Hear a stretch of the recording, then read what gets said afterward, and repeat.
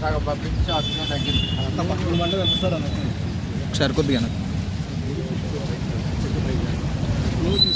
అన్న అన్న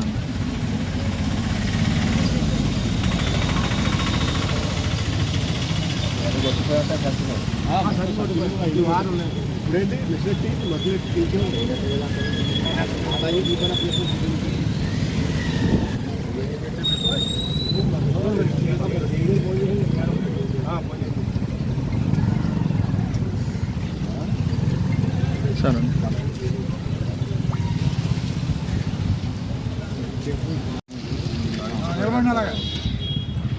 ఫ్లడ్ పడాలి ఎలా ఉంది?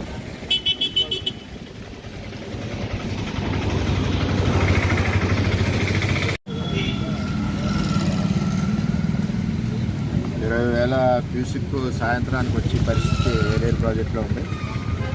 ఇప్పుడు 10,000 క్యూసిక్ 9,700 క్యూసిక్ వదిలేరు. అందులో గబ్బకాలం నుంచి పెద్దాపురానికి కూడా డైవర్షన్ పెట్టించాడంటే ఇది వరకు గవర్నమెంట్లో మొత్తం అంతా కూడా పిఠాపురానికి వదిలేసేవారు. మొత్తం పిఠాపురానికి వదిలేయడంతో డ్యామేజ్ ఎక్కువగా జరిగేది. ప్రొటెక్ట్ చేసుకునే విధంగా అటు పెద్దాపురానికి కూడా వదిలి ఇంద్రపాలెం అవతల లాకల దగ్గర నుంచి అలా సముద్రంలో కలుస్తుంది.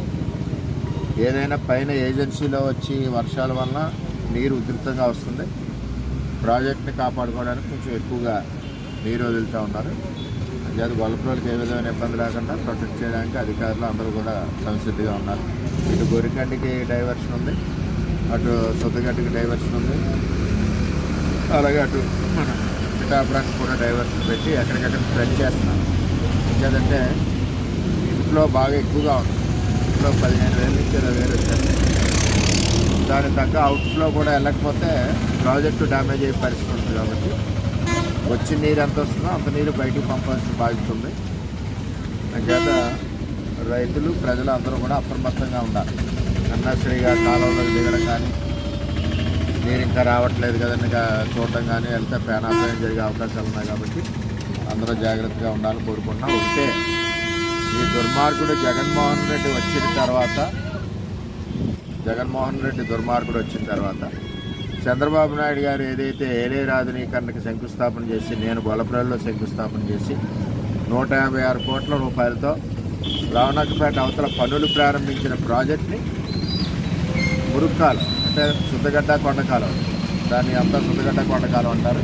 ఇటు గొల్లపురోలు, ఈబీసీ కాలనీ, అదేవిధంగా ఎస్సీ కాలనీ, కట్టడ రేవళ్ళు, మరి శివాలయం మాన్యం, అదేవిధంగా భూములన్నీ కూడా కొత్తపల్లి మండలం అనేది ఎక్కువ గొల్లపురోలు మండలం, పార్క్ పిఠాపురం మండలం, ఇవన్నీ ములక్కండా ఉండాలి. ఈ ట్రైన్ ఎంత వచ్చినా అన్ని తీసుకుని వెళ్ళాలని ఆలోచనతో 156 కోట్ల రూపాయలతో మనం పనులు ప్రారంభించిన దాన్ని జగన్మోహన్ రెడ్డి ఆపేయడం వల్ల ఈరోజు మనకి ఈ పరిస్థితి వస్తుంది.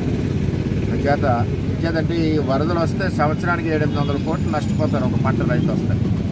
అది రాకూడదని చంద్రబాబు నాయుడు గారి ఆ రోజు మనం దీని గురించి ఈ రోజుని కాదు 2007 నుంచి కూడా 1,00,000 సంతకాలు ఉద్యమం చేసి ఎన్నో ధర్నాలు చేసి పోరాడి ఆఖరికి ప్రాజెక్ట్ తెచ్చుకుని మన ప్రభుత్వంలో చేసుకునే పరిస్థితి మొదలుపెట్టిన ప్రాజెక్ట్ని జగన్మోహన్ రెడ్డి వచ్చి శుద్ధగడ్డ కొండకాలం ఆధునీకరణ ఆపేసాడు 5 సంవత్సరాలు. మళ్ళీ నా టికెట్ టైంలో కూడా చంద్రబాబు నాయుడు అడిగింది నేను పురుషోత్తపట్నం శుద్ధగడ్డ కొండకాలు 2 అడిగాను, నేను పదవులు అడగాను. పురుషోత్తపట్నం ప్రారంభించారు.